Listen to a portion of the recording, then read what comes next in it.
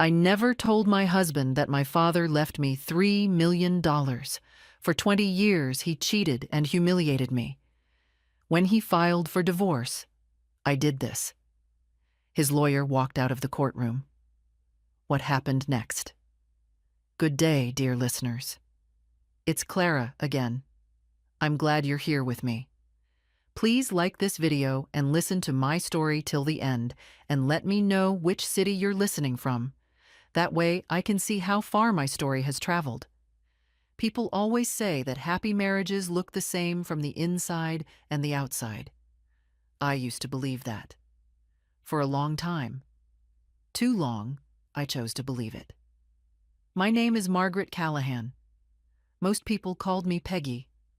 I was 63 years old when my husband of 20 years handed me a manila envelope across the kitchen table, slid it toward me like he was passing the salt, and said, "I think it's time we went our separate ways." That was it. No raised voice, no apology. Just the envelope, the table between us, and the particular silence of a house that had never really been a home. But I'm getting ahead of myself. Let me start where it actually started. Not at the end, but somewhere closer to the beginning, when the cracks were still small enough that I could pretend they weren't there. Richard and I married in 1998. I was 43, he was 45. A second marriage for both of us. I had my daughter Claire from my first marriage, and Richard had a son, Drew, who lived mostly with his mother out in Phoenix. We met at a fundraiser for the local library. I was on the board, he was a donor. Charming in the way men like Richard always are charming. Attentive, quick to laugh, good with eye contact. He made you feel, when he looked at you, that you were the only person in the room. I know now that was a professional skill, not a personal one. But back then, at 43, I was flattered in the way that only women who have survived one hard marriage can be flattered. Carefully, almost against our better judgment. We settled in Ashford, Connecticut, a colonial house on Birchwood Lane with a wraparound porch and a garden I planted myself. Richard ran a mid-size commercial real estate firm. I worked part-time for a nonprofit, which suited me. We had dinner parties. We took vacations. From the outside, we looked exactly like what we were supposed to look like. But houses, even beautiful ones, have drafts. The first trickle of cold air came about 4 years in. I remember it precisely because it was the night of Claire's birthday dinner. November, ice on the windshield, everyone a little too polite around the table. Richard had been distracted all evening. His phone buzzed twice, and both times he excused himself to the hallway. When he came back, his expression had been reset, like a screen wiped clean. I noticed. I filed it away. I told myself it was work. That is the particular cruelty of a slow betrayal. It teaches you to dismiss your own instincts. Over the next few years, the signals accumulated. Late returns from client dinners. A second cell phone I found in his jacket pocket in 2006. He said it was for a development project that required a separate line, and I, God help me, accepted that. A change in the smell of his shirts.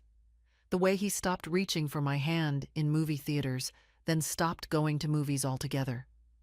The business trips that stretched an extra day, then two, with explanations that were always just plausible enough. I am not a foolish woman. I want to be clear about that. I was a woman who had made a calculation, consciously or not, that maintaining the surface of a life was preferable to tearing it open and examining what lived underneath. We had a home. We had routines. I had a daughter who had her own family now, grandchildren I adored, a community I'd built. Divorce, at 50, at 55, felt like an amputation. So I looked away. I became very skilled at looking away. And then, in the spring of 2017, my father died. Dad was 89, sharp until the last year, a man who had built a small but solid manufacturing business in Ohio over 5 decades and sold it 3 years before his death. He left the entirety of his liquid estate to me, his only child. $3 million held in a trust account through a private wealth management firm in Hartford. I never told Richard. Not out of deception. Not at first. He had never shown much warmth toward my father, and grief makes people strange and private.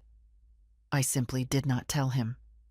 The money sat in trust, accruing modest interest, quietly waiting, while I went on cooking dinner and attending neighborhood association meetings and pretending not to notice the way my husband had stopped looking at me when he thought I wasn't watching. Then came June of 2018. I had driven home early from a volunteer shift, a Tuesday, unremarkable. The house was empty. Richard's car wasn't in the driveway. I went upstairs to change. I opened the door to the bedroom we had shared for 19 years. His laptop was open on the bed. He must have left in a hurry. I stood in the doorway for a long moment. I am not proud of what I did next, but I am not ashamed of it either. I sat down on the edge of the bed and I read what was on that screen. It was an email chain. Months of them. A woman named Dana Holt. The language was not ambiguous, and at the very bottom of the most recent message she had written, "Don't worry, she has no idea. She never will." I sat very still. I looked out the window at the garden I had planted with my own hands, and somewhere underneath the shock, underneath the grief, something else surfaced. Something quiet and very cold. She was wrong about that. I didn't move for a long time. The afternoon light came through the bedroom curtains the way it always did at that hour, angled, golden, falling across the quilt my mother had sewn. I had made this room a home. I had chosen those curtains, washed them twice a year, ironed the edges because Richard once said he liked clean lines. 20 years of small surrenders, stacked so gradually I hadn't noticed their weight until I was sitting there in the middle of them, holding the weight of everyone. I did not cry. I want you to understand that.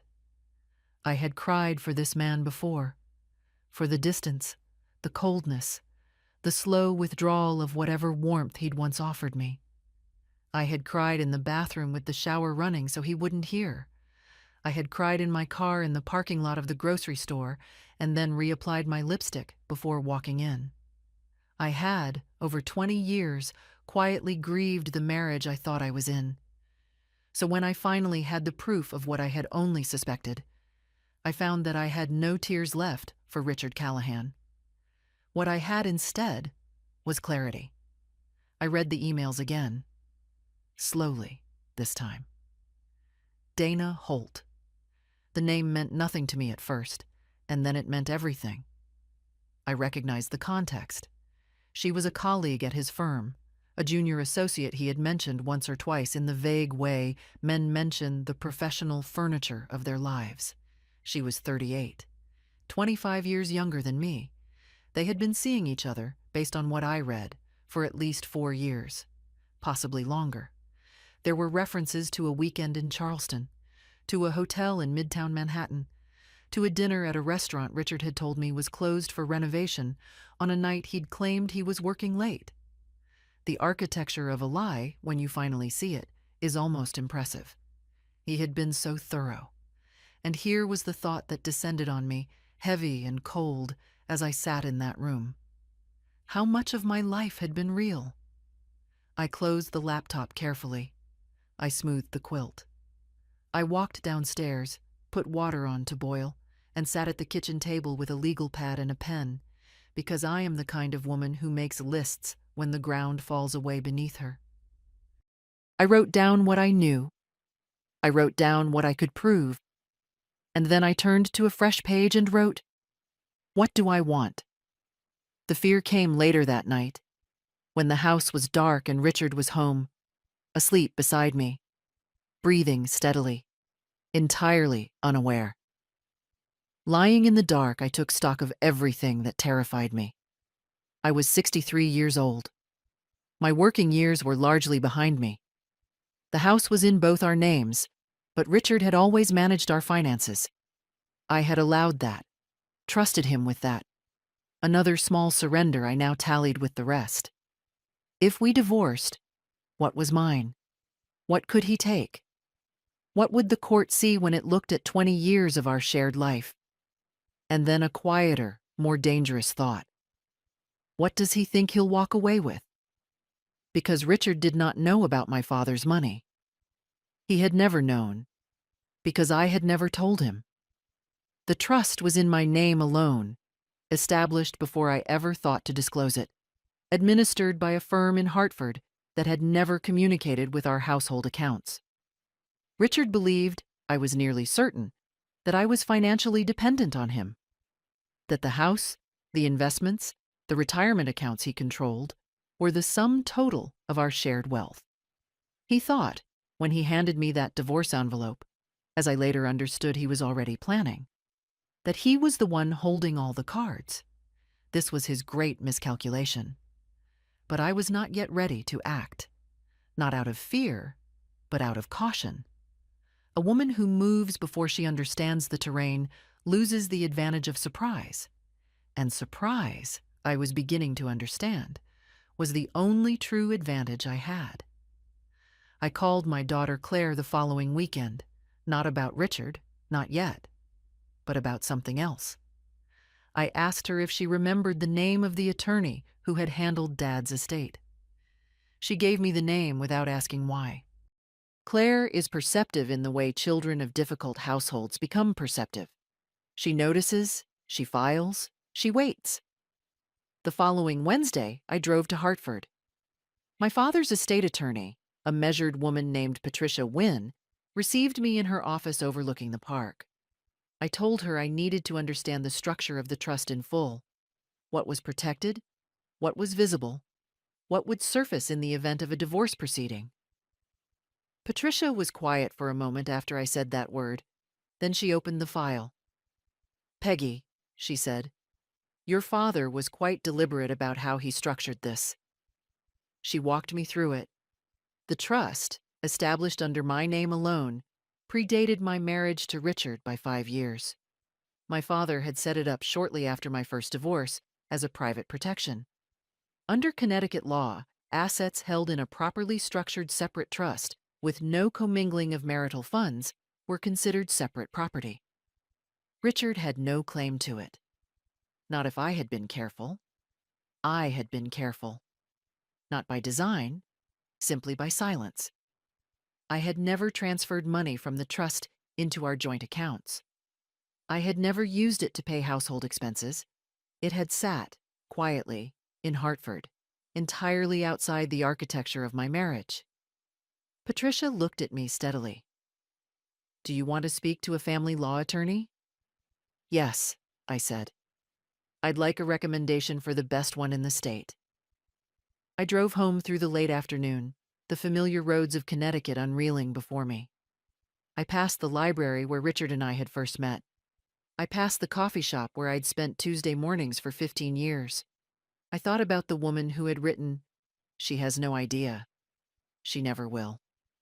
I thought about the legal pad on my kitchen table and the list I had begun. By the time I pulled into the driveway on Birchwood Lane, the first shape of a plan had formed. Patricia Wynn recommended a woman named Helen Marsh. I looked her up that evening, sitting at my father's old roll-top desk in the study, the one piece of furniture I'd kept from his house in Ohio, the only thing in our home that was entirely mine. Helen Marsh had 30 years of family law experience in Connecticut, a reputation among the Hartford legal community for being meticulous and entirely without sentimentality, and a client list she never discussed publicly. Patricia said she was the best. I called the following morning and made an appointment for the next Thursday. In the 9 days between that phone call and that appointment, I did something that required more discipline than I had known I possessed. I behaved normally. Dinner at 6:30. Questions about Richard's day. Answered with the same vague, professionally satisfied replies he always gave. A Saturday morning at the farmer's market. A Sunday watching football with the sound too loud in the living room while I read in the kitchen. I smiled when smiling was called for. I slept beside him every night and stared at the ceiling and thought about Patricia Wynn's office overlooking the park, and the word separate property, and the particular expression on Richard's face when he thought no one was watching. Something between calculation and contentment. The look of a man who believed he had managed everything well. Did he suspect anything? I don't think so.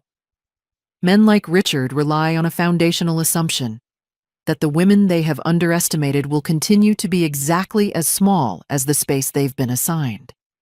I had occupied that space quietly for 20 years. Why would Thursday be different? Helen Marsh's office was on the 14th floor of a building in downtown Hartford. She was a small woman, late 50s, with close-cropped silver hair and reading glasses she wore, pushed up on her forehead like a second set of eyes. She shook my hand, gestured to the chair across from her desk, and said, "Tell me everything, and don't leave anything out because you think it doesn't matter. It all matters." So I did. For an hour and 40 minutes, I told Helen Marsh about 20 years of marriage to Richard Callahan. I told her about the second phone, about the business trips, about Dana Holt and the emails I had read on his laptop, about my father's trust and Patricia Wynn and the structure that had, entirely by chance, kept $3 million invisible to my husband for the past year. Helen listened without interrupting. She took notes in a small, precise handwriting. When I finished, she was quiet for a moment. "The trust is your strongest asset," she said, "legally and strategically. But we need documentation of the infidelity. Not because Connecticut requires fault for divorce, but because behavior during the marriage can affect the court's view of equitable distribution. Specifically, if marital funds were used to finance the affair, hotel stays, travel, gifts, that constitutes dissipation of marital assets, and we can seek reimbursement." I thought about Charleston, about Midtown Manhattan, about a restaurant renovation that had apparently never happened. "How do I document it?" "Carefully," she said. "We hire an investigator, someone who knows what constitutes admissible evidence in this state. You don't confront, you don't accuse. You don't alter your behavior in any way that puts him on notice. You continue exactly as you have been." She looked at me over those reading glasses. "Can you do that?" "I've been doing it for 20 years, I said. Something shifted slightly in her expression. Not pity, exactly. Recognition, perhaps. The investigator was a man named Carl Briggs, recommended by Helen's office, a former insurance investigator who had spent 15 years doing domestic casework in Connecticut and Western Massachusetts. We met once, briefly, in a coffee shop in Wethersfield. He had a quiet, forgettable face, which I imagined was professionally useful. He asked me for Richard's schedule, his car, his usual routes. I gave him everything I knew. 3 weeks later, Carl called me on my personal cell, a prepaid phone I had purchased in cash at a drugstore in Meriden on Helen's advice. "Mrs. Callahan," he said, "I have what you need." We met again, the same coffee shop. He set a brown envelope on the table between us. Inside, photographs. A parking garage in Stamford. Tuesday evening, Richard's car beside a silver Audi registered to Dana Holt. A hotel lobby, the Marriott in Stamford. Richard and Dana entering together, her hand on his arm, his face turned slightly away from the cameras, but identifiable. A receipt, obtained through methods Carl didn't elaborate on, for room 714, charged to a credit card in Richard's name. I looked at the photographs for a long time. There is a particular quality to the moment when a thing you have known for years becomes a thing you can prove. It is not relief. It is not satisfaction. It is something more final than either of those. A door closing, a lock turning, a chapter whose last sentence you have finally been allowed to read. I put the photographs back in the envelope. There's more, Carl said. He slid a second document across the table, a bank statement, or rather, a partial reconstruction of one, obtained from records Richard had filed with a joint financial account I hadn't known existed. A secondary account, opened in 2015, into which Richard had been depositing cash withdrawals from our joint brokerage account. Small amounts, irregular intervals, but over 3 years, totaling nearly $40,000. $40,000 of our money used to finance a life I wasn't supposed to know about. I folded the document and placed it in my bag beside the photographs. On the drive home, I took the long way, past the library, past the coffee shop, down Birchwood Lane. I parked in the driveway and sat for a moment before going inside. Richard's car was already there. Through the kitchen window, I could see the glow of the television. I thought about Dana Holt's words. She has no idea. She never will. I picked up my bag. I went inside. I said hello. I made dinner. And I called Helen Marsh from the prepaid phone that night. From the garden, in the dark, standing next to the roses I had planted the first year we moved in. We have enough, I told her. Yes, she said. We do. Are you ready to file?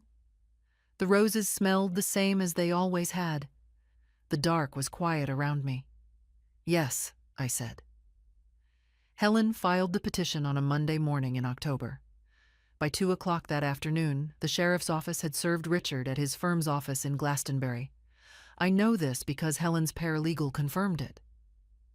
I was, at that precise moment, sitting in the garden at Birchwood Lane with a cup of tea, watching the last of the season's roses, and I felt... what? Not triumph. Something quieter. The particular calm of a decision made and enacted, beyond recall. Richard came home at 4. I had expected anger. What I got instead was something colder. A man recalibrating. He stood in the kitchen doorway in his overcoat, the papers in his hand, and looked at me with an expression I had never seen before, or perhaps one I had never allowed myself to see. Reassessment. The look of someone who has just realized the board has more pieces on it than he counted. You have an attorney, he said. Yes. Helen Marsh. Yes. He was quiet for a moment. That was fast. I've been thinking about it for a while, I said. He sat down across from me. He didn't take off his coat. Peggy, we can handle this like adults. There's no reason to involve... The petition is filed, I said. If you'd like to respond to it, you'll need to contact your own attorney. I picked up my tea. I looked out at the garden. After a long moment, I heard him stand, walk to the hallway, and go upstairs. That night, he made 2 phone calls behind the closed bedroom door. I did not try to listen. I didn't need to. Within 48 hours, Richard had retained an attorney, a man named Gregory Foss, who had a reputation in Connecticut family law circles for aggressive representation and a particular skill at what Helen described, with careful neutrality, as asset discovery. Foss's first move was a formal request for full financial disclosure from both parties. This was, of course, exactly what Richard wanted. He believed, I was certain of this, that discovery would reveal my dependence and his leverage. He expected to find a woman with modest nonprofit income, half a colonial house, and limited retirement savings. He expected to be in the stronger position.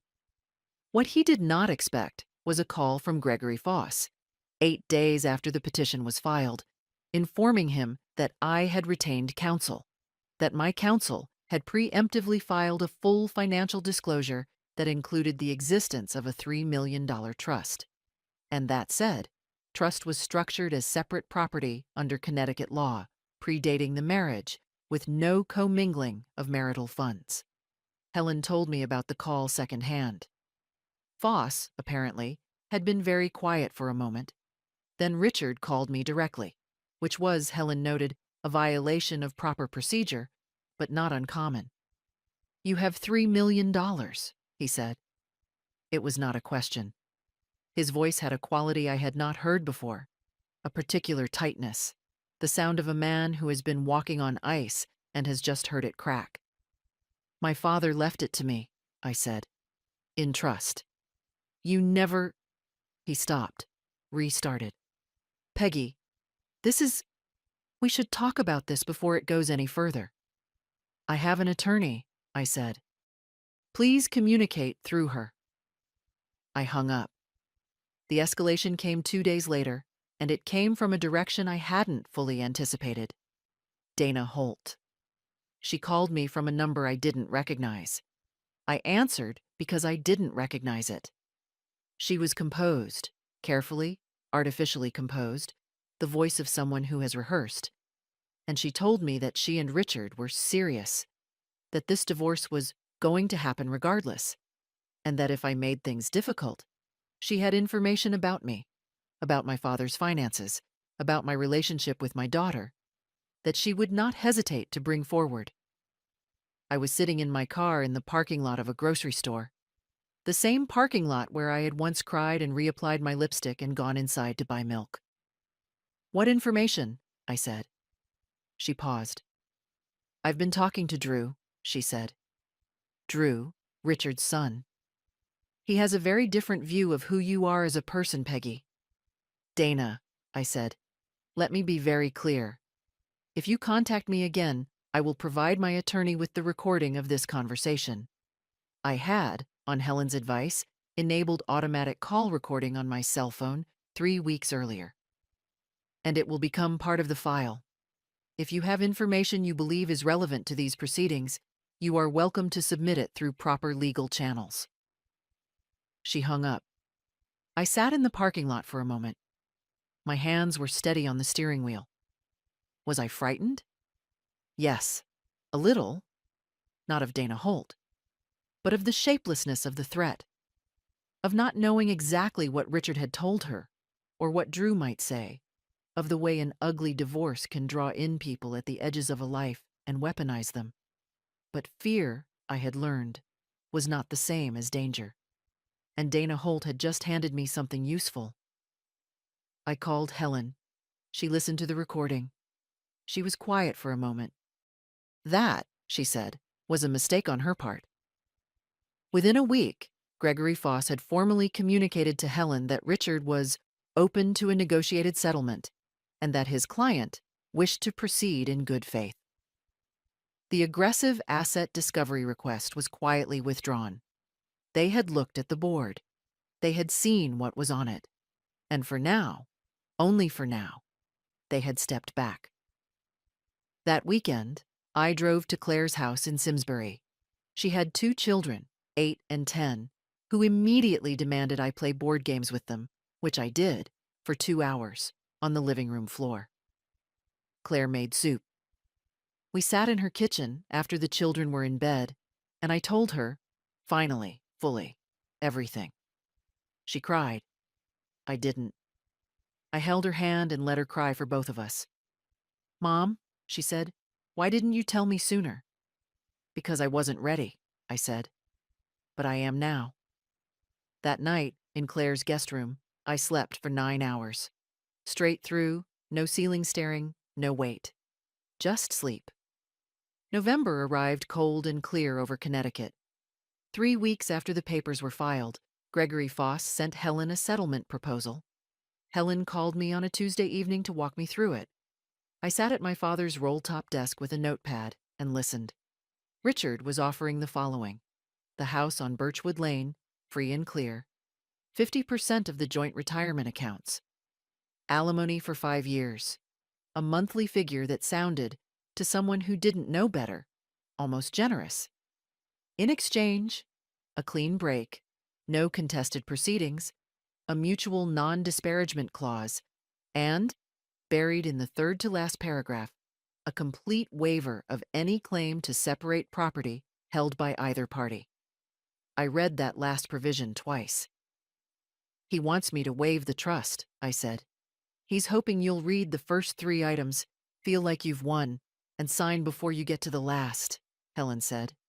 The house I had lived in for 19 years, half the retirement we'd built together. 5 years of alimony. These were not small things.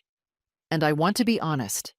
For a moment, standing in my father's study, looking at his roll-top desk, I felt the pull of it. Not greed for the trust. Something older and more corrosive. The desire for it simply to be over. For the long, grinding machinery of a contested divorce to stop. For the house to be mine, and the garden to be mine, and the silence to be clean rather than strategic. But I knew what Richard was doing. He was counting on 20 years of learned smallness. He was offering me comfort in exchange for surrender. What's the trust worth in the current market? I asked. With current returns, slightly over $3.2 million, Helen said. What's the house worth? We had it assessed at $890. I set down the notepad. Helen, I said, please tell Mr. Foss that we appreciate the proposal, that we've reviewed it carefully, and that we're declining. There was a brief silence. I'll be honest with you, Peggy. He's going to increase the offer, probably substantially. Are you certain? I'm certain, I said. The counter-silence from Richard's camp lasted 4 days. Then Foss sent a revised proposal. The house, 60% of the retirement accounts, 8 years of alimony, increased, and the same waiver clause, now more elegantly worded but identical in substance. Helen and I declined again. I imagine this produced in Richard's household, wherever he was living now. He had moved out of Birchwood Lane the week after filing, into what I understood was a serviced apartment in Glastonbury. A specific and unpleasant quality of evening conversation. Richard recalculating. Dana advising.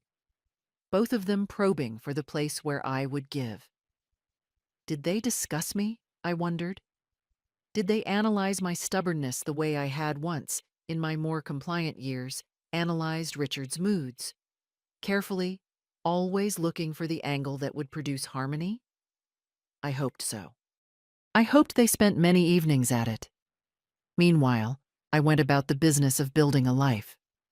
It was Claire who suggested I reconnect with a women's group she'd heard about through her church. A gathering of women, mostly in their 60s and 70s, who met Wednesday evenings at a community center in Farmington. Not a support group in the clinical sense, nothing so formalized. More like what women have always done, gathered in a room, made coffee, and told each other the truth. I went once, half convinced I would never return. I returned every Wednesday for the rest of the fall. Their names were Ruth, Diane, Connie, and Barbara. Ruth was a retired high school principal who had divorced at 61 after her husband's gambling addiction finally surfaced fully. Diane was widowed. Connie had never married and had strong opinions about most things, which I found deeply refreshing. Barbara was, I gradually understood, in the early stages of her own unraveling marriage, and was watching me the way I imagined I had once watched others, with a combination of horror and something close to hope. They didn't offer advice, mostly. They offered presence. They said, "You're not crazy. You're not overreacting. You're not too old for this to matter." I had not realized how much I had needed to hear that until I heard it. On a Wednesday in late November, Connie refilled my coffee and said, without preamble, "Do you think you'll win?" "I think," I said, "that he has already lost. He just doesn't know it yet." She looked at me for a moment. "Good," she said. Richard and Dana were watching from a distance now. Foss sending occasional procedural queries, each one testing slightly different pressure points. They were patient, in the way of people who believe time is on their side. They thought I would tire. They thought the legal fees, the emotional attrition, the sheer grinding weight of a contested proceeding would eventually bring me to a table with a pen in my hand. They did not understand that I had been building up to this my entire adult life. I drove home from Farmington on those Wednesday evenings through the bare, black-branched Connecticut countryside, and I thought about my father, a quiet man, a builder, a person who understood that the most important things take time. He had built his business over 5 decades. He had structured his estate over years. He had never, in my memory, acted in haste. I was his daughter. I was in no hurry. They came on a Saturday afternoon in early December. I was in the kitchen when I heard the car, not Richard's usual car, something smaller, probably a rental or Dana's, pull into the driveway. I looked through the window over the sink and saw them both get out. Richard in his good wool coat. Dana Holt in person for the first time. Tall, dark-haired, wearing a camel-colored coat that probably cost more than my first car. She held a small gift bag, cream paper, ribbon, the particular prop of someone who wants to establish immediately that they have come in peace. I had 40 seconds between seeing them and the knock at the door. I used them. I set down my coffee. I smoothed my sweater. I called Helen's number and let it ring to voicemail, which she and I had previously established as a signal to check my texts. And I sent her 3 words. They're both here. Then I opened the door. Peggy, Richard said. He looked, and I credit him this small observation, uncomfortable. Not contrite, but uncomfortable, which was the most genuine emotion Richard was probably capable of in that moment. I hope this is all right. We wanted to talk. Come in, I said. I do not know exactly what I expected from that conversation, but what I had not expected, what startled me, despite everything, was how quickly Dana's composure shifted once she was inside the house. She stood in my kitchen, in the room where I had cooked 20 years of dinners, and her eyes moved across everything, the furniture, the photographs on the counter, the garden visible through the window, with a quality I can only describe as inventory. She was not seeing my life. She was seeing her potential life, the replacement. She set the gift bag on the table. Inside, a bottle of wine, expensive, and a small card that said, in her handwriting, wishing us all a peaceful resolution. I left the bag on the table. We sat down. Richard spoke first, in the measured, reasonable voice he used for difficult conversations, the voice that had, for years, made me question my own perceptions. Peggy, I want to be honest with you. This is getting painful for everyone. It doesn't have to be. You have an incredibly generous offer on the table, the house, substantial alimony, a real fresh start. We both know. He paused, chose his word. That the trust was something your father intended for you personally. I'm not contesting that. I just think, for everyone's sake, the cleaner this is, the better. For everyone's sake, I repeated. Yes. I looked at him. 20 years of a face I had known, now rearranged into its truest configuration. A man who wanted what he wanted and had always simply arranged the world to provide it. I felt, and I want to be precise here, not anger, not grief. A sort of calm, clear-eyed recognition, like the moment when fog lifts and you see the actual landscape. Then Dana spoke, and this is where the mask came off. Peggy, she said, and her voice was softer than I'd expected, carefully calibrated. I can't imagine how hard this has been, and I want you to know, I respect you. Honestly, what you've built here. She gestured at the room. All of this. I know this wasn't your choice, but holding on to the legal fight, it isn't going to give you back what you lost. It's just going to cost you more. The attorney's fees alone. Helen Marsh is working on contingency for the asset recovery portion, I said. So the fees are less of a concern than you might imagine. A brief silence. Dana blinked. The point is, Richard said, recalibrating, that you're 63 years old, Peggy. You don't need the stress of a protracted legal battle. You have a chance at a simple, clean outcome that leaves you comfortable, Dana supplied. Financially comfortable, and free. There it was, packaged in warmth and reasonable vocabulary. You're old. You're tired. Take what we're offering and go away quietly. I looked at both of them for a moment. I appreciate you coming, I said. I genuinely do, and I want to be equally honest with you. I folded my hands on the table. I'm not settling. I'm not waiving the trust. And I'm not going to be persuaded by any version of the argument that accepting less than I'm legally entitled to is somehow the dignified or peaceful choice. The discovery phase begins in February. I'd encourage you to prepare accordingly. Richard's face changed. Not explosively. Richard did not do explosive, at least not in front of witnesses. But something in it closed, like a shutter. The comfortable, reasonable mask contracted into something harder. Peggy, he said. And now there was a different quality in his voice.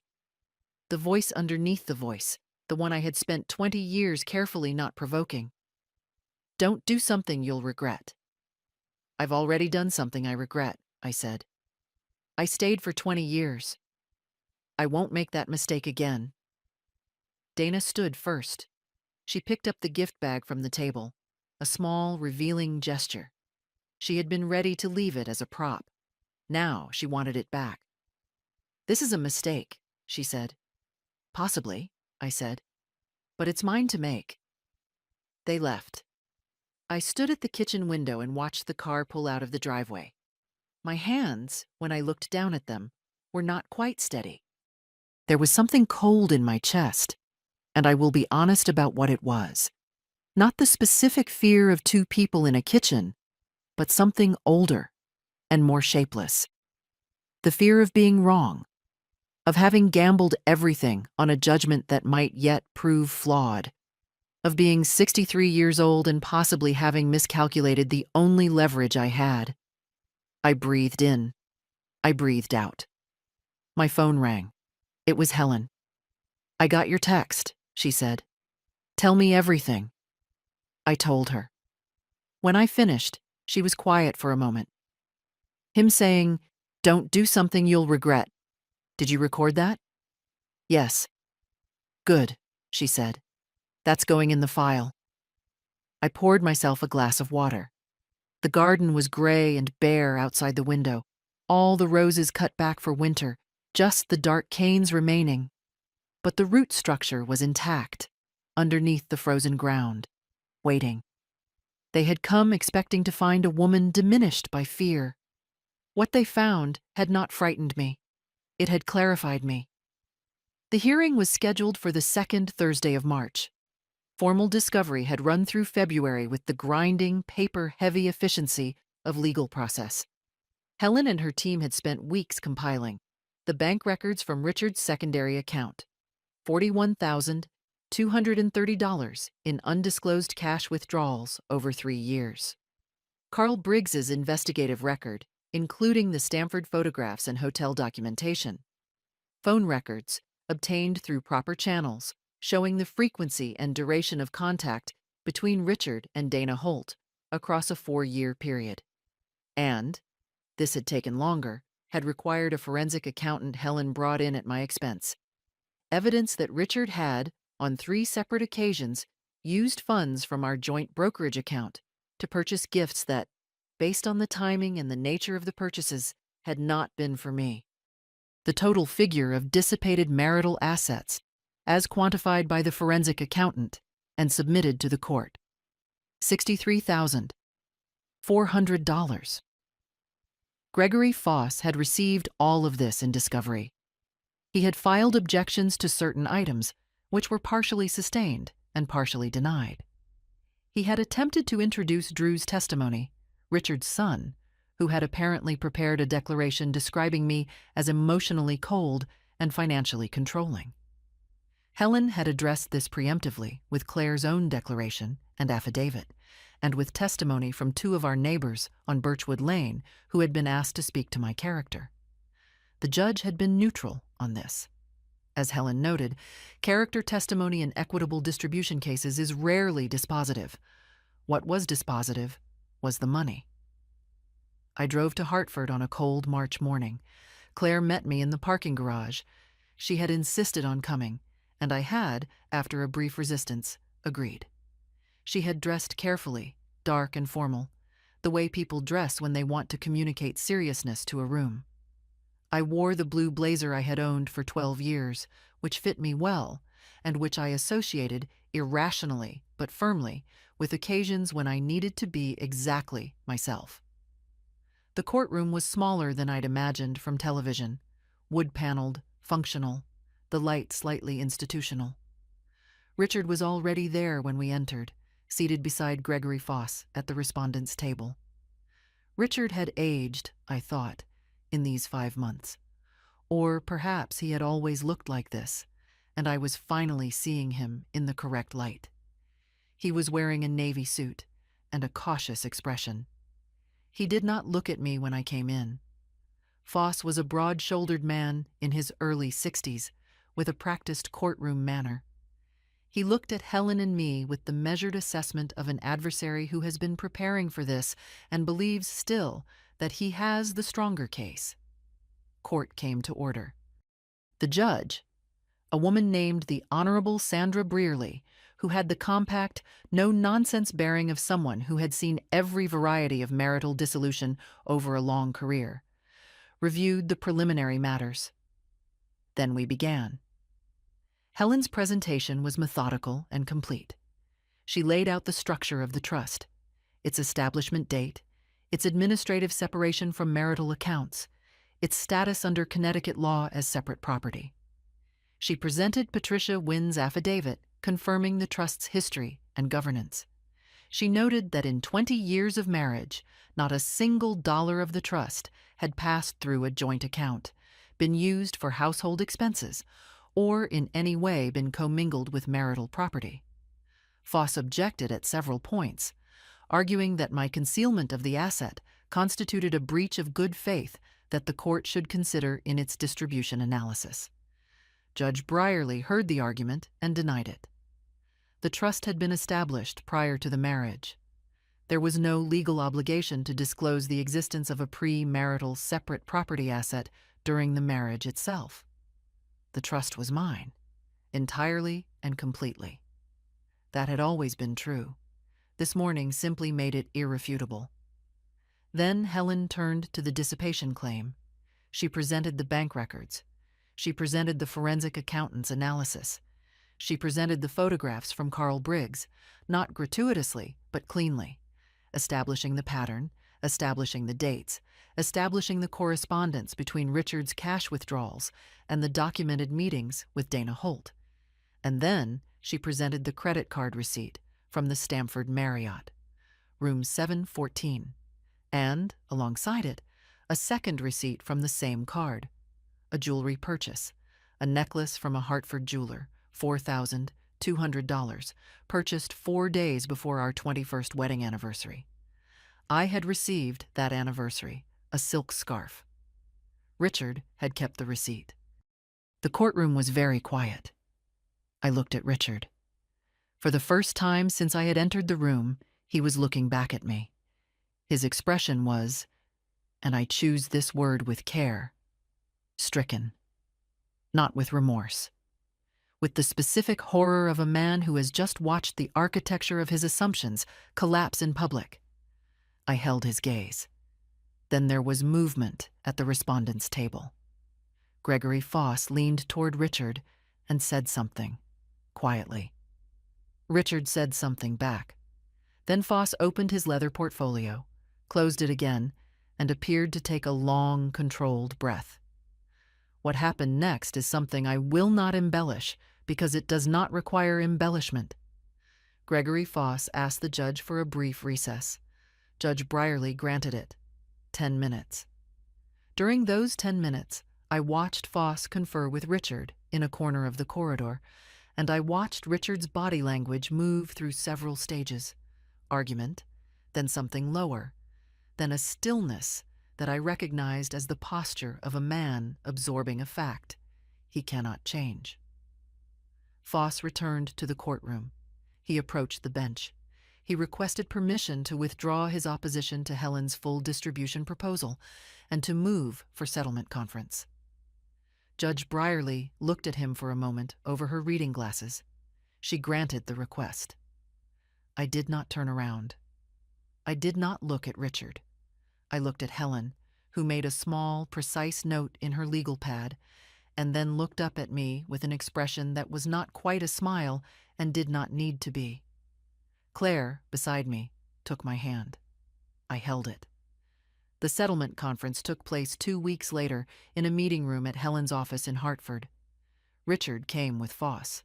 I came with Helen, and with Patricia Wynn's final accounting of the trust, a document sitting on the table between us as a reminder of what was not under negotiation.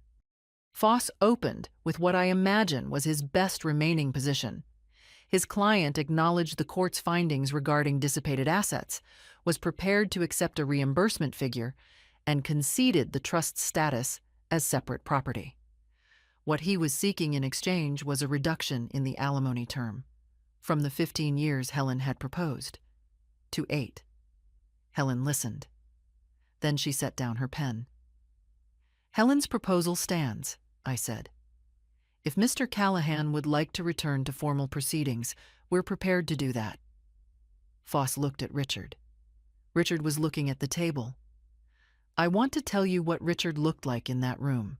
He was 67 years old, silver-haired, still wearing his good suits.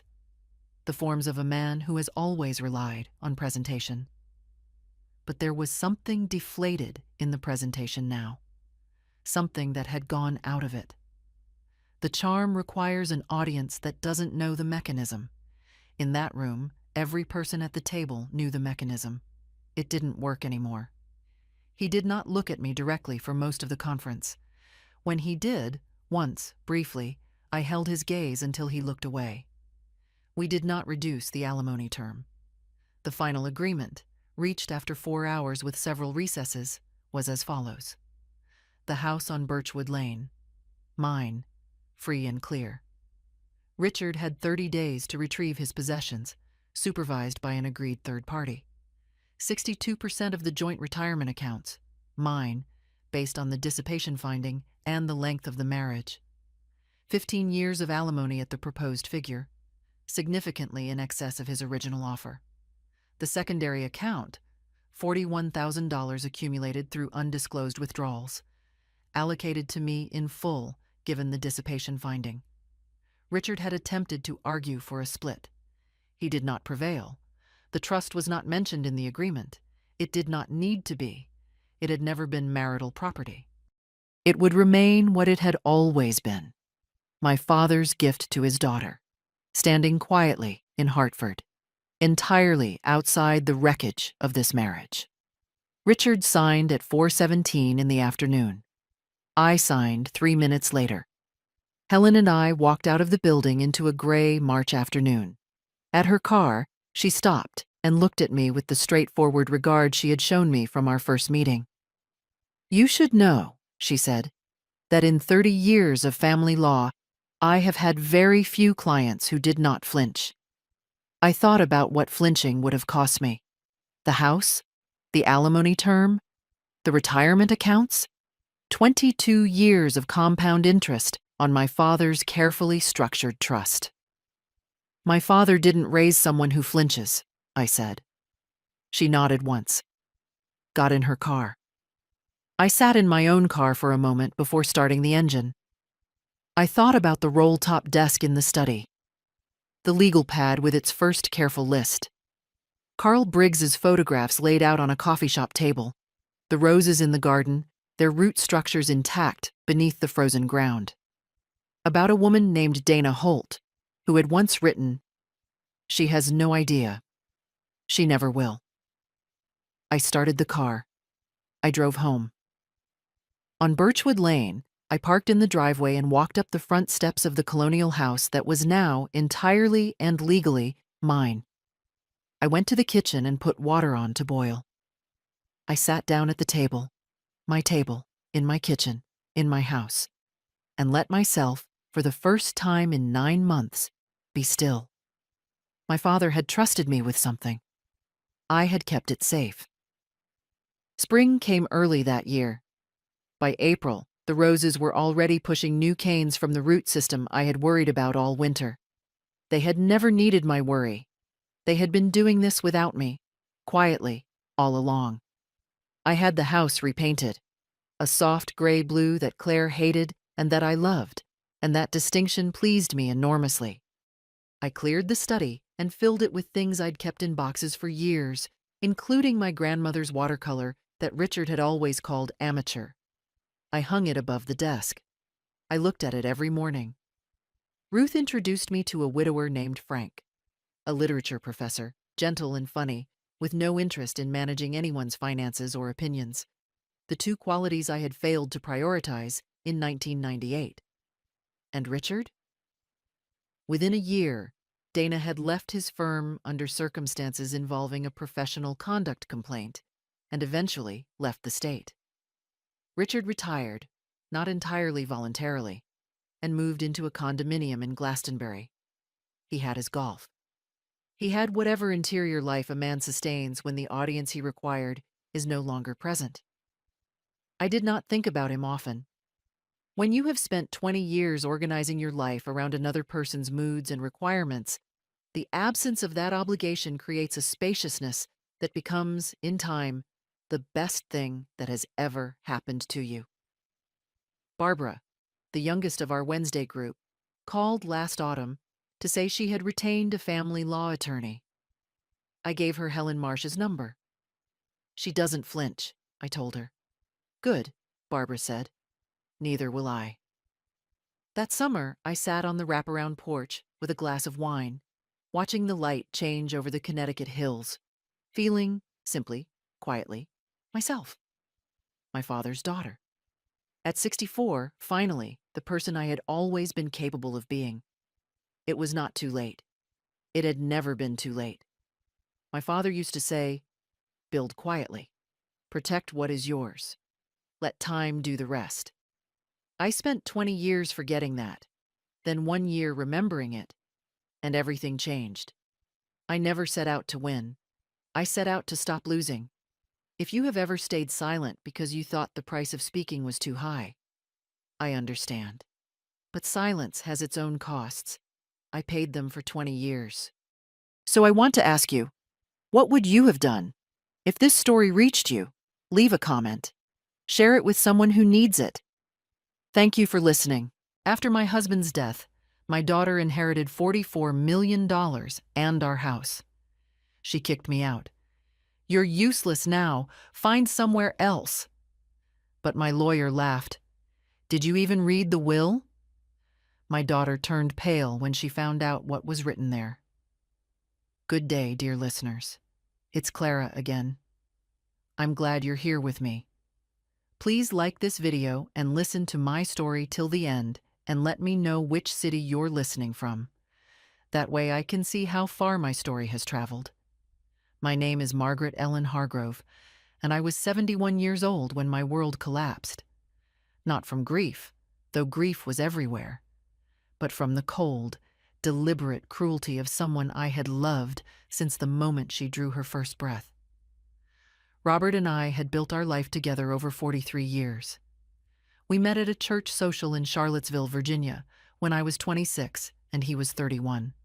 A quiet engineer with kind eyes and a laugh that filled whatever room he was standing in. We raised our daughter, Diana, in the same white colonial house where Robert eventually died. The house we'd painted together, repaired together, filled with Christmases and arguments and reconciliations, and the particular silence of two people who knew each other so well that words were often unnecessary. Robert had done well over the decades. A patent he held from the early 90s had generated income we never fully expected.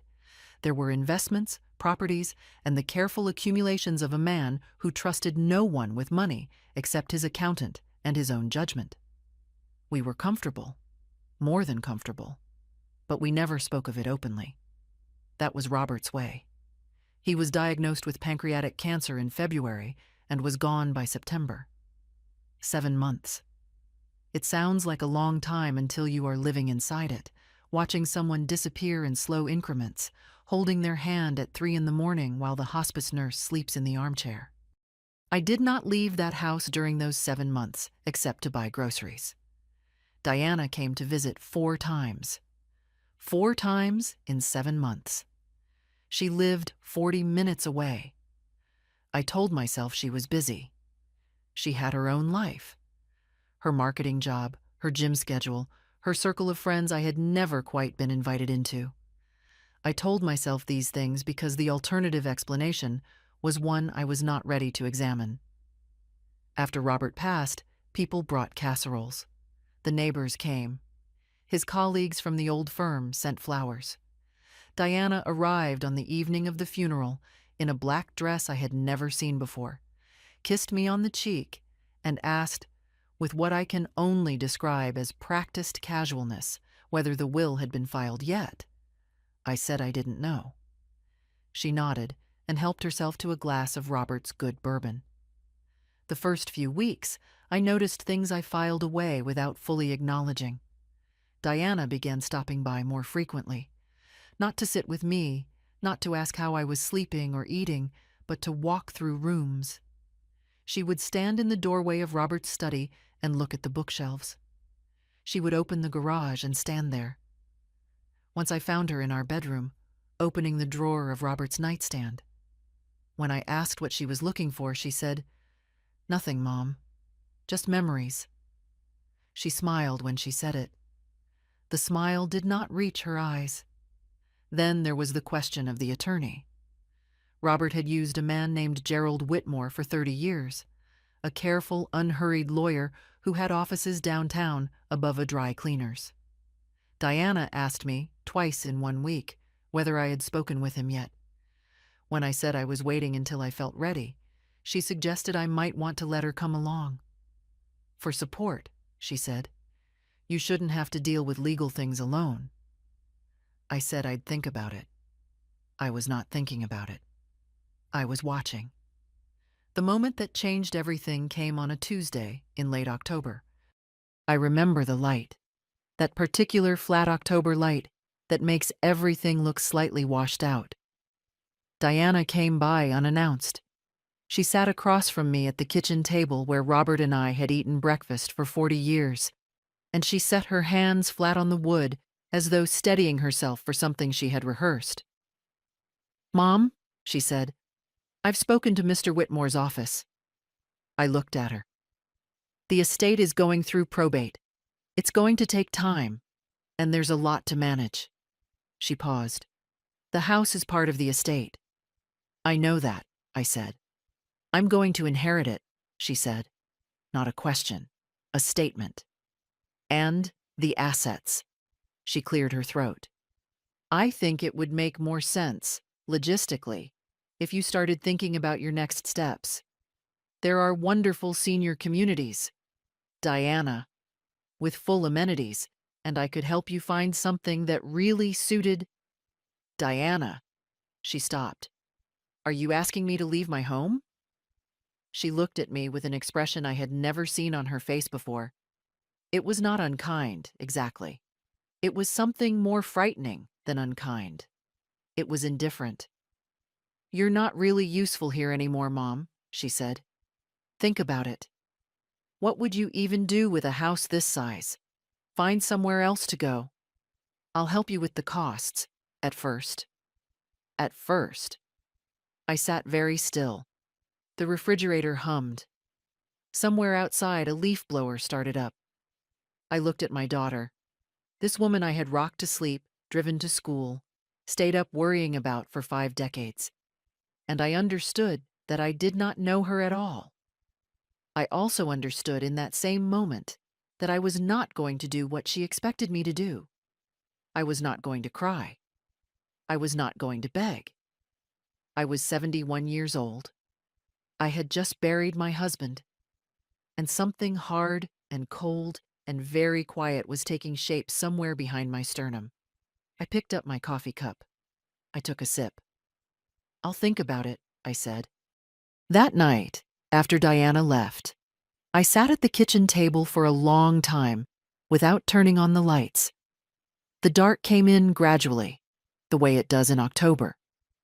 First the corners of the room, then the whole space around me, until I was sitting in near blackness with only the orange glow of the street lamp coming through the curtains. I didn't move. I was taking stock. Not of my grief. I had been doing that for months, and grief had its own separate room in me by now. But of my situation. The actual, practical, legal situation. What did I know? Robert had never sat me down and explained the will in detail. That was partly his nature. He was a private man, even with me.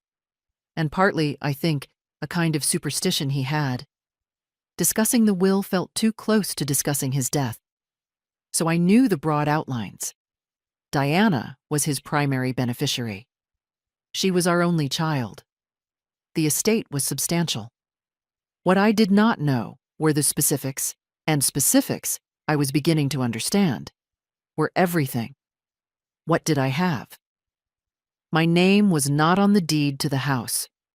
Robert had bought it before we married, and we had never corrected that oversight. It had always felt like an unnecessary formality between two people who had no intention of parting. My name was on our joint checking account, which held enough for day-to-day expenses, but was not, by any measure, financial security. I had my Social Security payments, which were modest. I had a small savings account of my own, approximately $19,000, which I had maintained since the 1980s as a quiet habit Robert had encouraged. I had my health, I had my mind, and I had 43 years of being married to a man who, whatever his private nature, was not careless. That last thought was the one I kept returning to. Robert was not careless. He had spent his professional life building structures meant to last, meant to function correctly, meant to withstand pressure. Would he have left me, truly left me, with nothing? With no protection, no provision, no consideration at all beyond what Diana chose to offer? I did not believe it. And that disbelief was the thing that pulled me out of the dark and into motion. The next morning, I called Gerald Whitmore's office before 9 o'clock. His receptionist, a woman named Patsy, who had answered that phone since Clinton's first term, told me Mr. Whitmore was in court until noon, but would return my call. I asked her to mark it urgent. She said she would. He called at 12:40. His voice was the same as it had always been, measured, slow, with a Virginia softness to it that made everything he said sound considered. "Margaret," he said, "I'm very sorry about Robert. He was a fine man." "Thank you, Gerald," I said. "I need to come in, as soon as possible. I need to understand the will." There was a small pause. "Of course," he said. "I was going to reach out to you. There are things we should discuss." I noticed the careful phrasing of that. There are things we should discuss.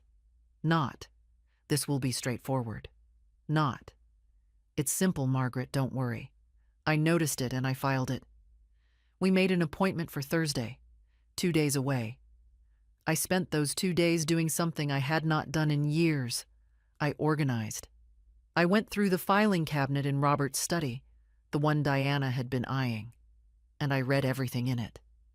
Tax returns, insurance policies, property documents, investment account statements, business correspondence. I read for 8 hours the first day and 6 hours the second. I took notes in a yellow legal pad in my own handwriting, because writing things down has always helped me think. By Wednesday evening, I had a clearer picture, and the picture was both better and worse than I had feared. Better. Robert had left more than Diana likely realized.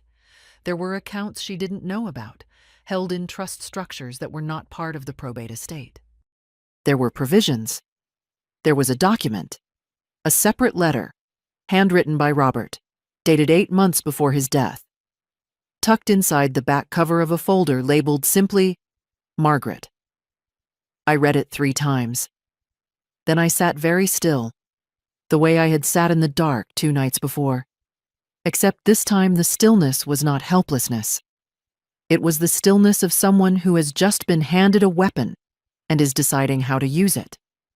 Worse, Diana had already contacted Whitmore's office twice in the past month. She had asked specific questions about the probate timeline. She had, according to what I could piece together, been planning this longer than a few uncomfortable conversations at the kitchen table. She had not been visiting her dying father. She had been doing reconnaissance. I closed the folder. I put the letter in my purse, close to my body. I thought about my daughter, about her flat, appraising eyes as she stood in doorways, about the bourbon she'd helped herself to, about it first. And I felt something clarify inside me, the way a signal clarifies when you adjust the antenna. I was not going to be managed. I was not going to be relocated to a facility with amenities. I was not going to be handled. On Thursday morning, I dressed carefully. A navy blazer, good earrings, lipstick. Because I had learned a long time ago that the way you walk into a room affects what happens inside it. I picked up my purse with Robert's letter in it. I drove to Gerald Whitmore's office above the dry cleaners. I took the stairs slowly, one hand on the rail, and I thought, let's see what Robert actually wrote. Gerald Whitmore's office smelled the way it always had. Old paper, coffee, and something faintly woody that I suspected came from the mahogany bookshelves lining every wall. He stood when I came in, which he had always done, and shook my hand with both of his, which he had only done once before, at Robert's retirement party 17 years ago. He was in his late 70s now, white-haired, with reading glasses perpetually pushed up on his forehead. He gestured to the chair across from his desk and waited for me to sit before he sat himself. "Margaret," he said, folding his hands on the desk, "I want you to know something before we begin. Robert and I spoke many times over the last year. He was very deliberate about this, very careful." "I know he was," I said. "That's why I'm here." Whitmore nodded slowly, as though I had confirmed something. He opened a folder, thick, organized with his trademark colored tabs, and he began to explain. The broad strokes were what I had understood. Diana was the primary beneficiary of the estate. The house, the main investment portfolio, the majority of liquid assets, these passed to her through the will, which was currently in probate. Robert's total estate was valued at approximately $44 million, a figure that still felt unreal to me, even though I had watched it accumulate over decades. Diana would inherit the house and the bulk of the estate.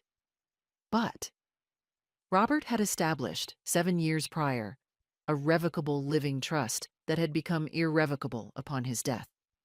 Within that trust was a specific provision, a life estate in the marital home. Meaning, regardless of who held title to the property, I had the legal right to live in that house for the remainder of my natural life. I could not be removed. I could not be asked to leave. Diana could inherit the deed to every wall and floorboard, but she could not put me out of my own home. Furthermore, and this was what the letter in my purse had already suggested, Robert had established a separate financial account, outside of the probate estate, held in a trust that named me as sole beneficiary. The value of that account, Whitmore told me without blinking, was $4.3 million. It transferred directly to me upon Robert's death, entirely outside Diana's reach. I had read the letter. I had suspected something like this, but hearing it spoken aloud, clearly, legally, in Gerald Whitmore's careful Virginia voice, was different. My hands, resting on my knees, did not tremble, but it took genuine effort to keep them still. "She doesn't know about the trust," I said. It was not a question. Whitmore's expression was precise and professional. "I can only speak to what Robert chose to disclose. He was your husband, Margaret. and attorney-client privilege does not survive him in the way it might in other circumstances. What I can tell you is that Robert was very specific that these matters be handled. He paused, sequentially, meaning he wanted her to believe she had everything first. Whitmore said nothing, but he held my gaze, which was its own kind of answer. I reached into my purse and set Robert's letter on the desk between us. "I found this," I said. He looked at it. "I know about it," he said quietly. "He told me. He wrote it so that if anything were ever contested, there would be documentation of his intent. He was expecting it to be contested. He was a careful man." I picked the letter back up and put it in my purse. We sat in silence for a moment. Through the window behind Whitmore's desk, I could see the street below, the dry cleaner's sign, a woman pushing a stroller. Ordinary Tuesday afternoon, the world entirely unaware of the architecture being described in this room. "What do I do now?" I asked. "You do nothing precipitously," he said. "Probate takes time. Diana's inheritance will proceed. You should let it proceed. And in the meantime, I would advise you to say nothing to her about the trust or the life estate. Let her make her assumptions." I understood what he was telling me. He was telling me to wait, to watch, to let Diana walk forward into what she believed was her victory, while I stood quietly to one side, holding the door. I drove home with both hands on the wheel, very carefully, because my mind was moving faster than I trusted my body to keep up with. Diana called that evening. She had, apparently, heard from Whitmore's receptionist that I had been in. "I didn't know you had an appointment, Mom," she said. Her voice was light, but there was something under the lightness, a current of something sharp and watchful. "I needed to understand a few things," I said. "Of course, I should have come with you." A pause. "What did he say?" "That probate takes time," I said. "That I shouldn't worry." Another pause. Longer. "Good," she said. "That's good. You really shouldn't worry." And then, so smoothly, it might have been unconscious. "Did he mention anything about the house specifically?" There it was. The question she'd actually called to ask. "He said it was part of the estate," I told her. Which was true. "Right," she said. "Of course." And she said goodnight and hung up. I set the phone down on Robert's desk, my desk now, and looked out at the dark yard and thought, she is going to push now. She knows I'm moving. She doesn't know which direction, but she knows I'm moving. And I thought, good. Let her watch. She won't see what she's looking for. Over the next 3 weeks, I worked quietly and without announcement. Whitmore had connected me with a colleague of his, a younger attorney named Sandra Fitch, who specialized in elder law and estate litigation. She was 50, brisk, and had a way of reading documents that reminded me of a surgeon examining an X-ray, efficiently, without sentiment, looking only for what was actually there. I liked her immediately. We met twice in her office, and she confirmed everything Whitmore had laid out, while adding a layer of legal armor I had not known to ask for. "Your life estate is ironclad," she told me at our second meeting. "The language Robert used is exceptionally specific. I've seen provisions like this challenged, and in cases with language this clear, the challenges fail. You are protected. And if Diana tries anyway, then we file and we win." She said it the way someone says the sun rises in the east. A fact, not a prediction. I also, during those weeks, did something Whitmore had suggested almost as an aside. I documented. I kept a journal, a plain composition notebook I bought at the drugstore, and I wrote down every interaction with Diana, dates, times, what was said, my best approximation of her exact words. I noted the calls, the visits, the questions she asked. I photographed the folder in Robert's cabinet before I removed anything from it. I was building something, carefully, the way Robert had built his patents, precisely, with an eye toward scrutiny. Diana sensed the shift. I could hear it in her calls, which became more frequent and more probing. She asked about my health. She asked whether I'd thought more about senior living. She asked twice whether I'd spoken with Whitmore again. Each time I answered calmly and said very little.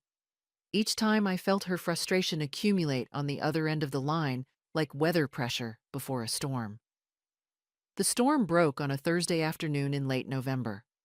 Diana arrived with someone I did not expect, a man she introduced as Mark Holloway, a real estate attorney. He was in his 40s, well-dressed, with the studied confidence of a man accustomed to being the most important person in a room.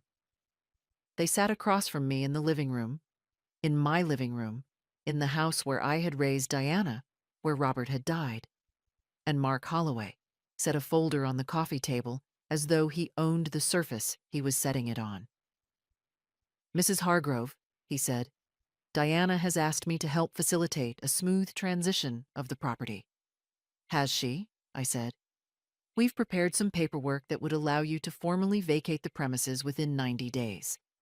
There's a financial consideration included, a one-time payment of—" "I'm not going to sign anything today," I said. He blinked. He had not expected that particular tone. Calm, direct, without apology.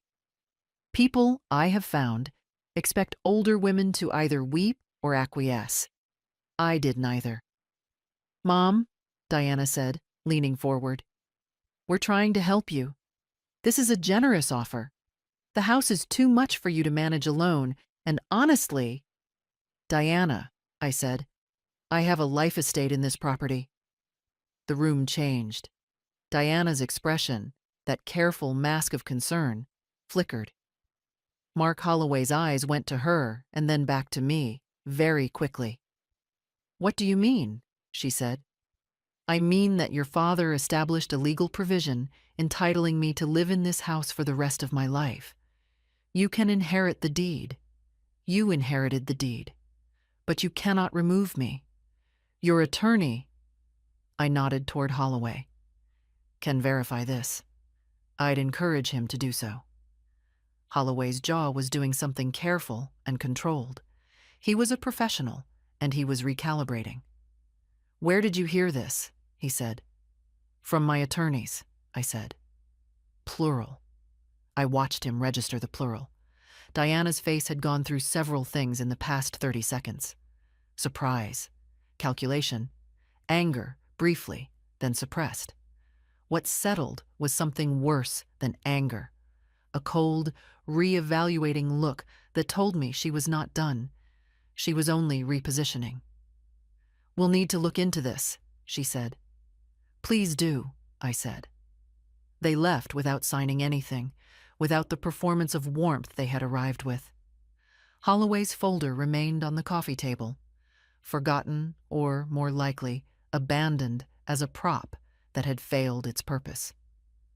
I sat in the empty living room after the door closed.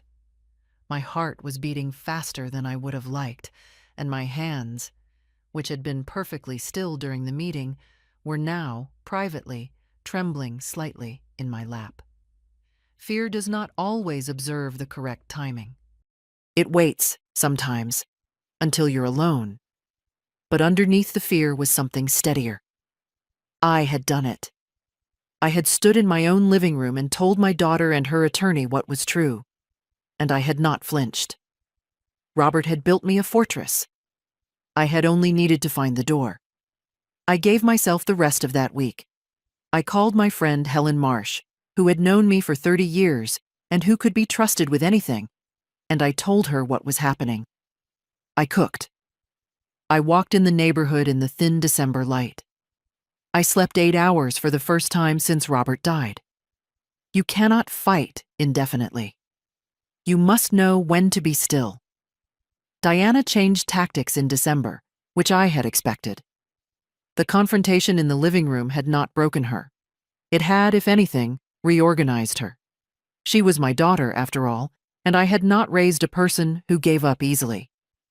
What I had not anticipated, or perhaps had not fully accounted for, was how sophisticated her repositioning would be. She stopped pushing. That, in itself, was a move. The pressure ceased. The calls became warm again, shorter, lighter, without their previous subterranean probing. She called on a Tuesday to ask whether I needed anything from the grocery store. She called on a Friday to say she'd been thinking about me. She sent flowers on what would have been Robert's 74th birthday, with a card that said, "Thinking of you, Mom." The handwriting was hers. The gesture was calculated. Then came the visit that was, of all her performances, the most polished. She arrived on a Saturday morning with coffee and pastries from the bakery downtown that I had always liked. She was dressed casually, jeans, a soft sweater, and she had left Mark Holloway behind entirely. She sat at the kitchen table and she cried. Not performatively, not theatrically, but quietly, in the way that is hardest to dismiss. She said she'd been handling her grief about her father badly. She said she'd let money make her into someone she wasn't. She said she was sorry. I watched her. I want to be honest about what that moment cost me, because I think people deserve honesty about these things. Part of me wanted to reach across the table and take her hand. Part of me wanted her to mean it. 50 years of loving someone does not simply evacuate because you have been betrayed. It sits there alongside the betrayal, making everything more complicated than it has any right to be. But I had lived long enough to know the difference between a person changing and a person performing change. Diana's eyes, when she finished crying, did not have the particular softness that genuine remorse produces. They were still assessing. She was watching me the way you watch a door to see whether the lock has been left undone. "I've been thinking," she said, when her voice had steadied, "that we got off on the wrong foot. About the house, I mean. I don't want you to feel pushed. That was wrong of me." "I appreciate that," I said. "I was thinking," and here it came, the offer inside the apology, "that maybe we could find some arrangement that works for both of us. Something informal, where you have the security you need and I have the flexibility to make some decisions about the property." Informal. That word was doing a great deal of heavy lifting in that sentence. "What kind of arrangement?" I said. She talked for 10 minutes about what were, essentially, ways for me to voluntarily compromise the rights I had just asserted. She wrapped each option in the language of cooperation and family, and not wanting lawyers involved. She was good at it. I sat with my hands around my coffee cup, and I listened to every word. When she finished, I said, "Diana, I need to think about things." She smiled. It was the smile of someone who believes they have successfully opened a door. "Of course," she said. "No rush." After she left, I poured the rest of my coffee down the drain and stood at the kitchen window for a while. The yard looked the same as it always had. Robert's bird feeder, which I had continued to fill, was busy with juncos and a fat little chickadee. Everything ordinary, everything the same. And I thought about the word informal and what it would mean to step outside the legal protection I had, and I felt something very clear and very quiet in the center of my chest. No. Not because I was angry. Not because I did not miss the daughter I had believed Diana was. But because I understood now that informal arrangements with someone who had arrived at my door with a real estate attorney do not protect you. Paper protects you. Law protects you. Robert understood that. He had spent 40 years building things that could withstand pressure. I called Helen Marsh that evening. Helen was 73, a retired high school principal who had spent her career managing other people's crises with methodical calm. She had buried her own husband 6 years prior and had navigated her estate with characteristic efficiency. She was the kind of woman who keeps a legal pad in her kitchen drawer. I told her everything. She listened without interrupting, which was a gift. When I finished, she said, "Don't sign anything informal. Don't agree to anything outside the legal structure Robert set up. And get yourself some people around you, Maggie. You shouldn't be doing this alone. She was right on both counts. Over the next 2 weeks, I built my support. Helen came for dinner twice and helped me organize my documentation. My neighbor James Okafor, a retired accountant who had helped Robert with personal tax matters for years, offered to review the trust documents with fresh eyes and flagged 2 details even Sandra Fitch had found useful. I called my sister Ruth in Knoxville, who had not known any of this was happening, and Ruth said several unprintable things about Diana and then said she was getting in the car. Ruth arrived on a Wednesday with a suitcase and a pecan pie, and the particular energy of a woman who has been given a problem to solve. She was 68. She was furious on my behalf in the clean, uncomplicated way that only someone who has known you your entire life can manage. I was not alone anymore, and that mattered more than I could have predicted. Ruth had been with me for 10 days when Diana came back. She came on a Wednesday evening, unannounced, which was becoming a habit, and this time she was not alone. Alongside her was a woman I had met perhaps 3 times in my life, Diana's closest friend, Patrice, who was also, I knew, a licensed therapist. I understood what this was before they reached the front porch. I had taught Sunday school for 15 years. I knew an intervention when I saw one. I let them in because you do not refuse to open your own door. Ruth was in the kitchen making tea. She came to the doorway when she heard voices, took in the tableau, and said, "Hello, Diana," in the tone of a woman who is being courteous because she was raised that way and not for any other reason. Diana smiled at her. Patrice extended her hand. Ruth shook it briefly and returned to the kitchen. I heard the deliberate, steady sound of her continuing to make tea. We sat in the living room. Patrice folded her hands in her lap and began. She said she was there as a friend, not in any professional capacity. She said that Diana was worried about me, about the stress I was under, about whether I was coping with grief in a healthy way. She said that legal conflicts within families had well-documented effects on mental and physical health in older adults.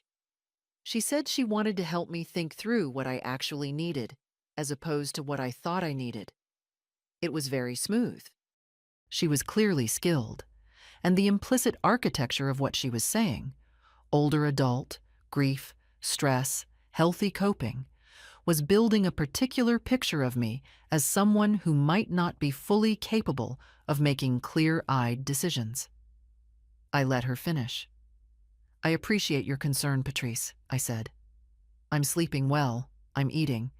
My doctor saw me last month and found nothing concerning.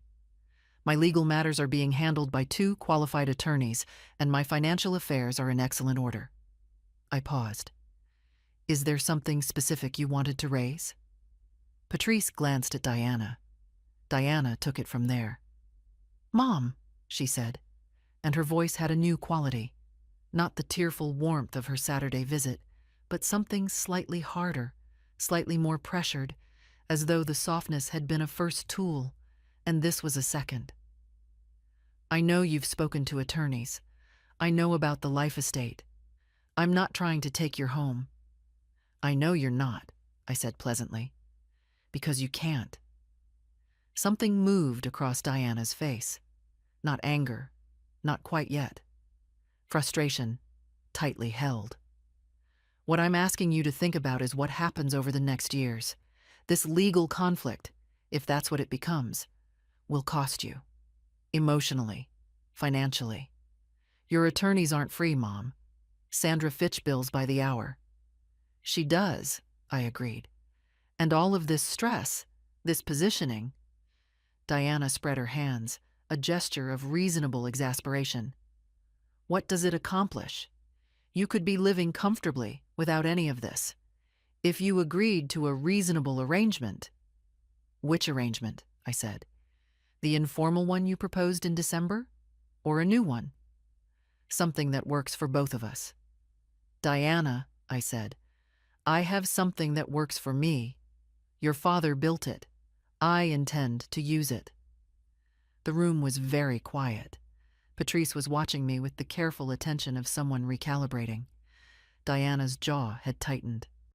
And then, and this was the moment that revealed what all the warmth and the coffee and the pastries and the tears had been concealing, Diana leaned forward and dropped the mask entirely.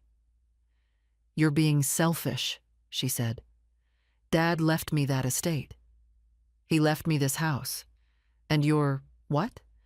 Sitting on legal technicalities to make my life difficult? You have $4 million. You don't need this house. You don't need any of this. You're doing it out of spite." 4.3, I said quietly.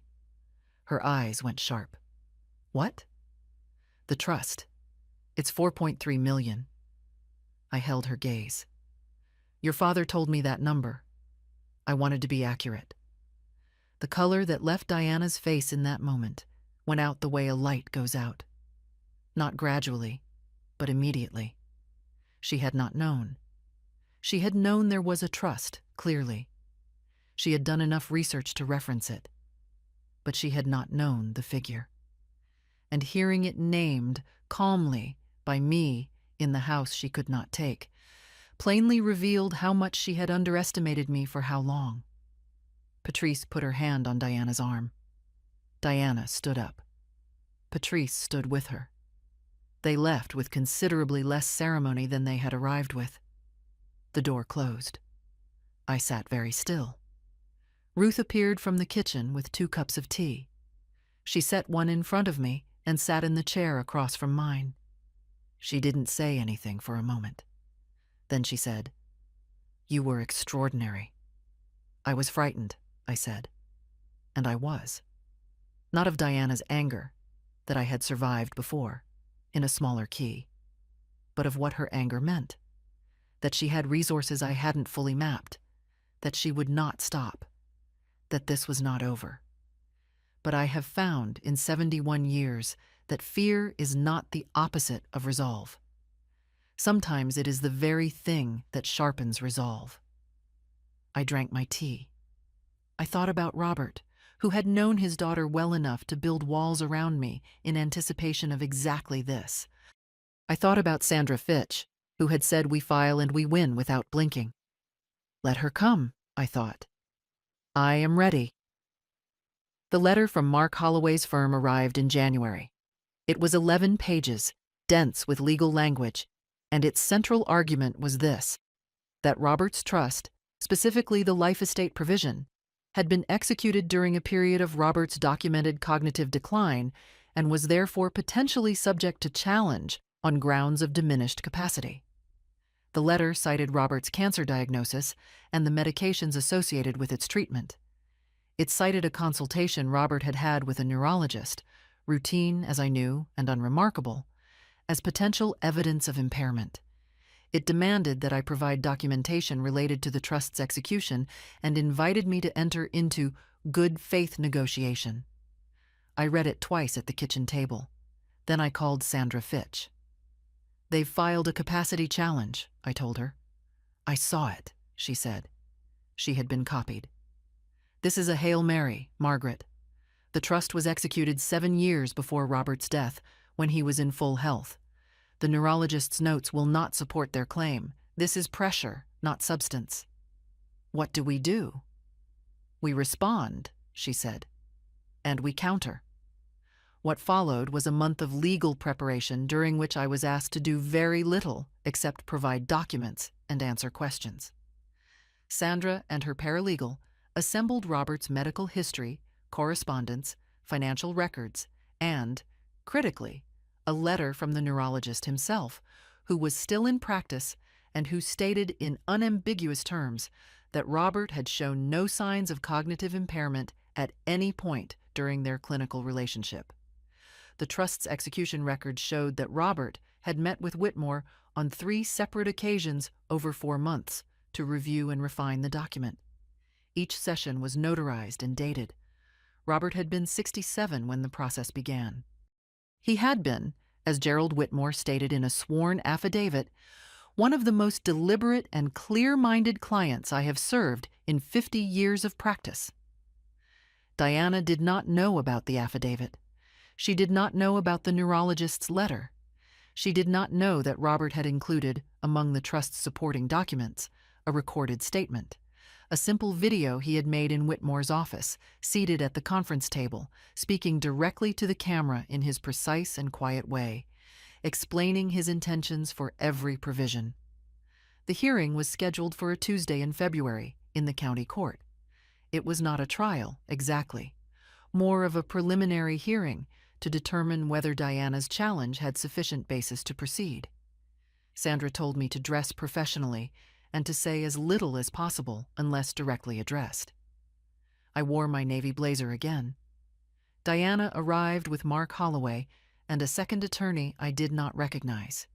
Younger, with the slightly electric alertness of someone who has been brought in for a specific job. Patrice was not present. Neither was anyone else on Diana's side. On mine, Sandra, her paralegal, Gerald Whitmore, who had come in person, which I understood was a statement, and Ruth, who sat in the gallery behind me and said nothing and radiated quiet fury. The presiding officer reviewed the filings. Holloway presented his argument for the capacity challenge. Competent, I thought, but thin. He leaned heavily on the cancer medications and the timing, and he spoke about Robert's vulnerability in his final years with a delicacy that would have seemed sympathetic if the argument hadn't been built on a foundation that was about to be removed. Sandra responded. She walked through Robert's timeline with the methodical calm she brought to everything. She entered the notarized session records. She entered Whitmore's affidavit. She entered the neurologist's letter. And then, and I watched Diana from across the room as this happened, she produced the video. The judge reviewed the submission. There was a brief recess while it was played privately in chambers. When we reconvened, the judge's expression had settled into something neutral and final. He noted that the evidence before him did not support a finding of diminished capacity. He noted that the trust had been executed with exceptional care and documentation over an extended period. He noted that the specific language of the life estate was unambiguous and enforceable. He declined to allow the challenge to proceed. Holloway requested a moment to confer with his client. Diana leaned toward him, and they exchanged a rapid, quiet conversation. Even from where I sat, I could see that whatever Diana was saying was not calm. Holloway put his hand up, a settling gesture, and she pulled back. But her composure was cracking. The second attorney was looking at the table. Whitmore leaned toward me and murmured, "She didn't expect the video." "No," I said. "She didn't know it existed." Diana looked at me then, across the room, across all the accumulated history between us, and I held her gaze without blinking. I was not angry. I was not triumphant. I was simply there, sitting in my navy blazer in a county courthouse on a Tuesday in February, with my attorneys on one side and my sister behind me, holding the door that Robert had built. She looked away first. The judge dismissed the challenge. He ordered Diana's legal team to pay a portion of my attorney's fees, given what he described, without drama, as the insufficiency of the evidentiary foundation. We walked out into a February afternoon, cold and gray and very ordinary. Ruth put her arm through mine on the courthouse steps. Sandra shook my hand and said, "We're not quite done, but the hard part is over." "What's left?" I asked. "Probate finalizes next month. After that, you're simply a woman living in her house." She almost smiled, "Which is what you always were." Probate finalized on a Thursday in March, and the world did not mark the occasion with any ceremony, which I found fitting. Diana received what Robert had left her, the house deed, the paper title to a property she could not control, and $39 million from the main estate after taxes, fees, and the court-ordered contribution to my legal costs. Her inheritance was enormous by any measure, She had lost nothing she was legally entitled to. She had simply failed to take what she was not entitled to, which is a different thing entirely, though I suspect the distinction felt the same to her. Sandra called me that afternoon. "It's done," she said. "The life estate is recorded. The trust has fully transferred. The 4.3 is in accounts in your name, Margaret. You're financially independent and legally protected in your home for as long as you choose to live there." I thanked her. I meant it. Then I sat in Robert's study, my study now, and I allowed myself to feel, for the first time since October, something that was not vigilance. It took a while to identify the feeling because I had been armored against it for so long. What it was, I realized, was relief, not joy. Joy felt premature, and grief is not finished with you just because a legal proceeding is. But relief, the particular loosening that comes when a weight you have been carrying without fully acknowledging its mass, is finally set down. I had a number of things to address in the weeks that followed. I wrote a letter to Diana. I considered this carefully, not whether to write it, but how. I did not write it in anger, and I did not write it in sorrow, though both of those were available to me. I wrote it plainly. I told her that I understood she had been disappointed by the limits of what she could control.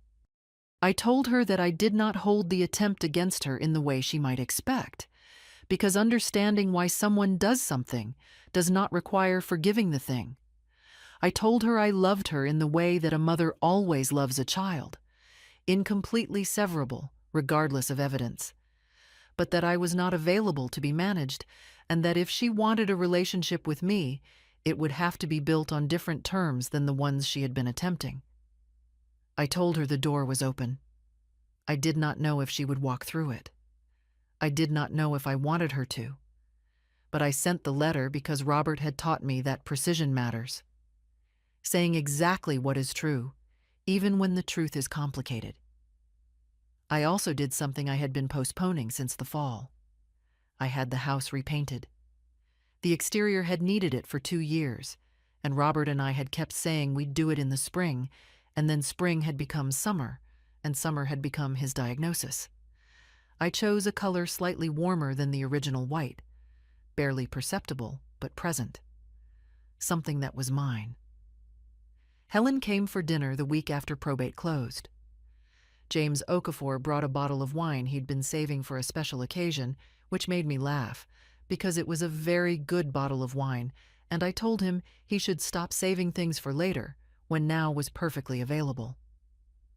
Ruth stayed another week, and then drove back to Knoxville with a care package of things from the house I had been meaning to send her for years. The community I had built around me in those difficult months turned out not to dissolve when the difficulty did. People who show up for a crisis sometimes show up for life, if you let them. I let them. I returned to my Tuesday book group, which I had been missing since Robert's diagnosis. I started attending the garden lecture series at the University Extension, which I had always meant to do. In April, I planted a kitchen garden in the raised beds on the south side of the house, something I had planned for years without doing. I grew tomatoes, basil, zucchini that no single person could consume alone, and a small herb section that smelled, in the mornings, exactly like something good. And the money, I should say something about the money, because to pretend it is not significant would be dishonest. $4.3 million is, to a woman who grew up in a modest household in Virginia, an almost abstract figure. What it meant, practically, was that I did not have to worry, that the anxiety that had lived alongside me for the previous 6 months, the low-frequency fear of being made destitute at 71, was gone. Robert had known, I think, that this was what he was giving me, not the amount, the absence of fear. I made some decisions about it. I established a scholarship in Robert's name at the university where he had done his graduate work. I gave Ruth's granddaughter's school a meaningful donation for their library, which had been struggling. I increased my giving to the church. I put the remainder in the care of a financial advisor Sandra recommended, a careful and unhurried woman, much like Gerald Whitmore, and I stopped thinking about it except once a quarter. The afternoon the last paperwork was signed, I walked through every room of the house: the bedroom where Robert had died, the study, the kitchen with its 40-year-old table, the living room where I had sat across from my daughter and her attorney and told them what was true. I walked through all of it slowly, with my hands at my sides, not touching anything, just looking. This is mine, I thought. Not as a boast, as a fact. Robert made it mine, and I held it, and it is mine. Then I went and fed the birds. The spring that followed was the best spring I had known in years, and I am aware of how strange that sounds, that the spring after my husband's death and a legal battle with my daughter could be anything approaching the best of anything. But grief does not preclude happiness. Grief is not a monolith. It moves alongside you, present but not always consuming, and in the spaces where it recedes, life fills in. I discovered, with some surprise, that I liked living alone. I had never lived alone in my adult life. There had always been Robert, and before Robert, my parents, and before that, Ruth and the noise of a family house. Solitude had always seemed to me an absence. I found, at 71, that it was also a texture, a particular quality of existing in your own space without adjustment or accommodation. I could eat when I wanted and read until midnight and leave a book open on the kitchen table for 3 days. Small freedoms, profound ones. I traveled for the first time since Robert's illness. Helen and I went to Charleston in May. 4 days, a rented apartment near the historic district. Long walks and excellent food, and the kind of conversation that only happens between people who have known each other long enough to skip the preliminary surfaces. In September, I went further. A 2-week trip to Portugal with a small group organized through the university extension. I had never been to Europe. Robert had always meant to take me. I went with 11 strangers and came back with 3 people I would call friends. I turned 72 in October. Helen brought cake. Ruth called. James Okafor came with his wife. The Tuesday book group arrived with a bottle of champagne. I sat in my living room, the room where I had faced my daughter's attorney, the room where I had held my ground, and I was surrounded by people who had chosen to be there, and I thought, this is what a life is. This is what it actually is. Diana did not respond to my letter for 4 months. When she did, the response was a single page, correct rather than warm, precise in the way of someone dictated to by their own pride. She acknowledged that the legal matter had concluded. She said she needed more time.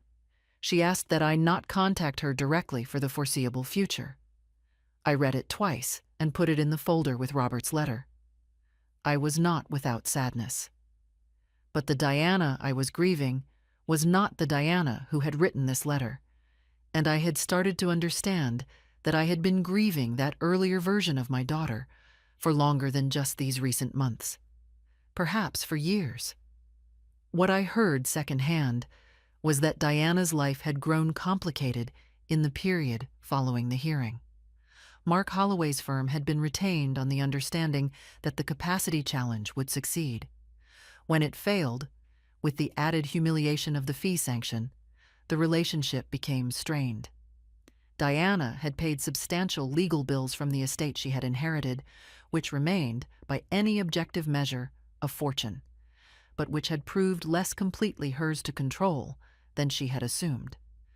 The real estate presented its own complications: maintenance costs, property management decisions, tax considerations she had not fully anticipated.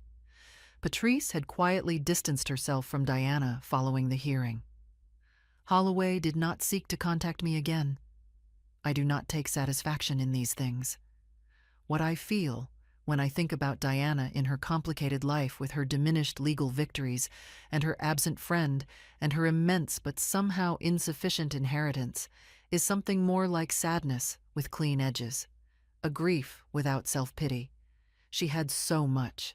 She had always had so much, and she had chosen to spend herself trying to take more. I think about Robert when I think about this. He had known Diana. He had loved her without illusion. And he had built walls that held because he had understood, long before I had allowed myself to, what she was capable of. He had trusted me to use the door he'd made. I had tried to be worthy of it. The birds came back to the feeder in April, as they always did. The same juncos, or ones indistinguishable from them, and the fat chickadee, and a pair of cardinals that Robert had always particularly liked. I stood at the kitchen window with my coffee one morning and watched them, and the sun came through the glass at the particular angle it always had, and the kitchen smelled of coffee and fresh bread, and everything was ordinary and quiet and entirely mine. This is enough. This is more than enough. This is everything. Robert used to say that a well-built structure doesn't need to announce itself. It simply holds. I learned that year that he had been right about more than buildings. If you are ever told you are useless by someone who should know better in a house you built together over a lifetime, know this: your value was never theirs to assign. Document everything. Trust quietly, and read the will. What would you have done in my place? I'd truly like to know. Leave your answer below, and if this story stayed with you, share it. Thank you for listening until the end.